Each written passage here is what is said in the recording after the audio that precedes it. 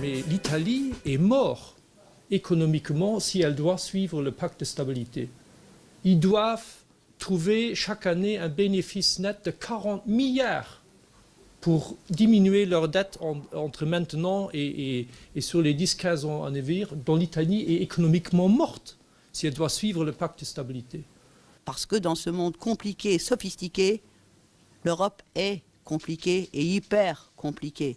Donc ça, c'était un élément. Je constate en outre, depuis des années, et ce n'est pas faute de l'avoir dit aux différents commissaires, y compris luxembourgeois, que Bruxelles, l'exécutif de Bruxelles, ne s'intéresse qu'à la dite grande presse, c'est-à-dire Le Monde, Le Figaro, le Financial Times, etc.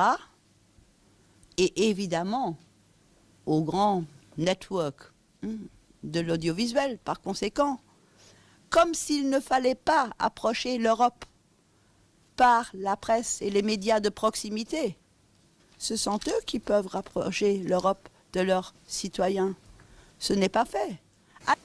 Mais, bien sûr, il y a cette critique de l'Allemagne au sein du Front National, mais elle existe ailleurs.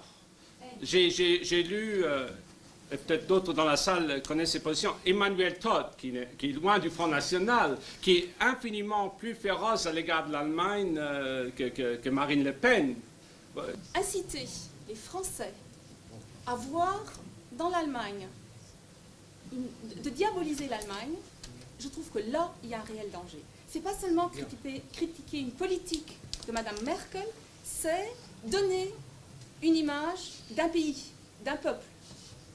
Donc regardez dans les pays qui ont voté pro-européen ce qu'on peut transposer dans les pays qui ont voté majoritairement anti-européens, et puis aussi revoir les alliances qu'on a sur les plans européens, car je pense qu'un parti pro-européen ne saura pas être membre d'une alliance avec des partis qui rejettent l'idée de l'Union européenne.